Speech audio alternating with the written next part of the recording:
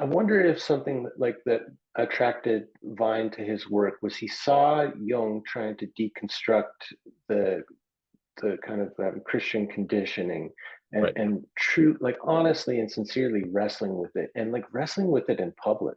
Yeah. I mean, some of the way that Jung wrestles with Christianity is so kind of personal that it's like it, it borders on unprofessional. Right. And this Yeah. isn't in his memoir, even. It's like in his Yes. works, you know? Yes. Yeah. No, I mean, in his uh, book, Ion, Mm, he he's really transgressing his cultural norms. He starts talking about wholeness, and he goes, what I'm talking about is can be symbolized by Christ, but Christ fails to live up to what I'm trying to describe as psychological wholeness, which entails sort of the full spectrum of psychological life, not just goodness, light, spirit. And so he has places where he's explicitly um, challenging those norms in ways that I think the general reader in his time would have found very uncomfortable to read. And but I think he felt sort of compelled to go into those areas because I do think he felt that it was destructive to not start pulling some things apart mhm. psychologically. Yeah. Well, especially how he saw, like, well, there's this thing because he's critical of the Protestant Reformation because it removed a lot of the kind of symbolic containers that held all of these archetypal Right. forces and kept them at bay, called it like kind of defense against the Right. power of these forces, and we don't want to unleash them. When we do, when we take those away, we get World War I and Right. World War II. Like so at the same time, he's almost like asking us to return to a Catholic approach to Christianity with all of the icons and symbols and rituals and Right. everything, and the Mass in Latin. And I think a lot of Jungians, when they are Christians, that's what they kind of go to because Yeah. it looks like, okay, Jung's saying if we are going to be a Christian, we better be Catholic, like, or Right. and even like kind of Eastern Orthodox is even better Right. because there's more symbols and icons. Right. And I'm like, no, no, you guys don't get it. I mean, the No. whole project from the get go is a failure, and it's done nothing for the planet. Yeah. No.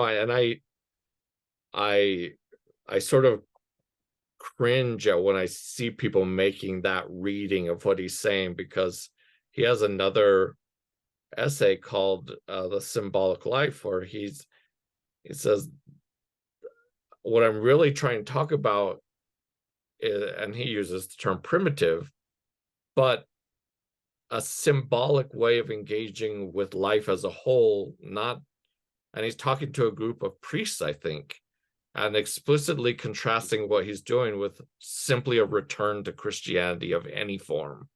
That the positioning of value between Protestant and Catholic isn't sort of an endpoint, but a way to say humans have always needed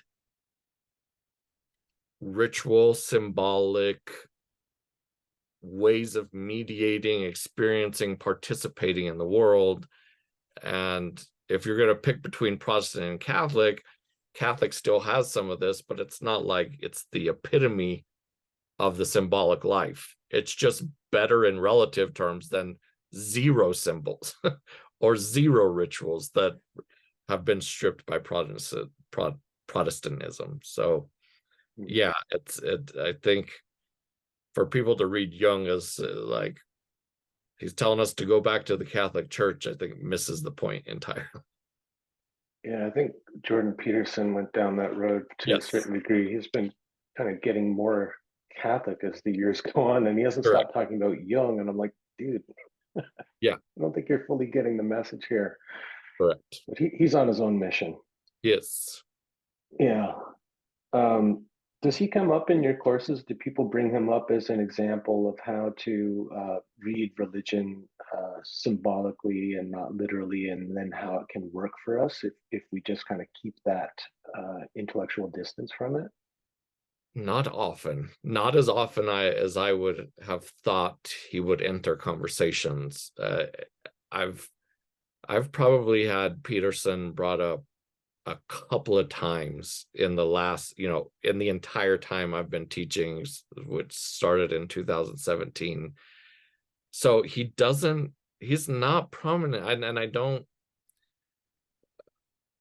I'm glad on the one hand, but on the other hand, he's so has such a place with certain populations in America and elsewhere that I'm surprised by how little he's come up as how to do things or his attitude towards certain things.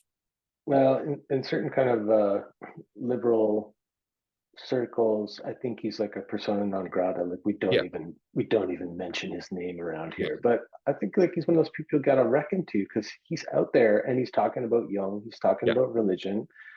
Um, and like for me, it's like he's almost there. He's almost there. Yes. I But read him and I have that same of I'm I like you're saying the things, but something there's some also fundamental missing it at the same time, and it's a weird he occupies a weird psychological space that I understand his appeal for certain groups, but when it comes to Jung, I'm just like I don't know where you ended up going. I don't There's some divergence that just it's almost like a visceral feeling of like something's. something's off. Yeah, Yeah. Hard to articulate, right? But here's something I think is telling. I remember during a Q&A after one of his lectures that I saw online, um, somebody was asking him like where to begin with Jung, I think. And so they brought up Ion. He said, "Oh no, man, Ion's dangerous. Be careful with that book." Right? And I yeah, go, why does he think it's so dangerous? Well, because like you're talking about, Jung is deconstructing uh, the kind of supremacy of yes, Christianity as the pinnacle religion, as the kind of, yes, yeah. And like he does fall into that sometimes, like talking about Christianity as this like pinnacle yes, of not only evolution of consciousness but evolution of like religious expression. correct. And a lot of people see it that way. Like a Jonathan Pageau, I hear him talk about that. It's like we refined everything until we got to this like Yeah, the most amazing, the perfect story to help us yes, with our lives, right? And I'm like, oh my God. yeah, Uh, but I think like something that like Peterson's not able to fully let go of it because he's afraid of what would happen in him yeah, if he were like he's not willing to go there. It's like he'll talk about the power of psychedelics to change people's minds, but he's not going to do them correct. No, because I it's a control thing, right? absolutely. I think that is sort of the thing that makes him, for me, non-depth psychological, is because he's wanting to sort of close off the mysteries with some like here's some like clear answers to things rather than deconstructing our answers.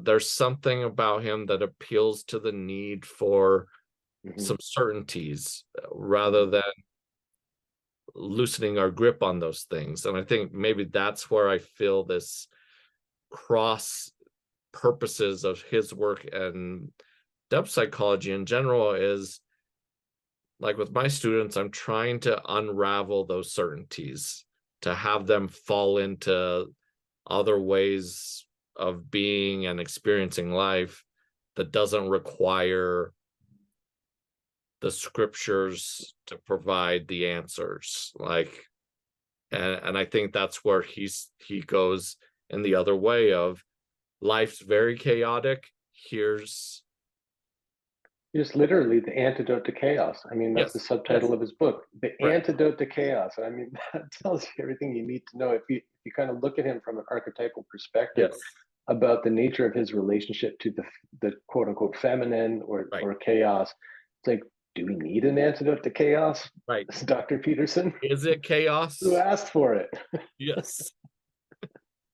Yeah, the way he characterizes the other, like chaos, like a dangerous zone, like all of that is like, well, you're revealing more than you're intending. Yeah, you're showing your limits of experience and capacities there. Yeah. Well, and the key thing is he's not a depth psychologist. No. He's like basically a neuroscience, cognitive behavioral type psychologist who relies on statistics a lot. Yes. But he kind of appropriates Jung to, I think, support his religious mission. Correct. Or something, yeah. Like there is an appropriation of Jung there, I think. There is. Which I think he's not willing to go to the depths that Jung went to, which was like kind of a madness.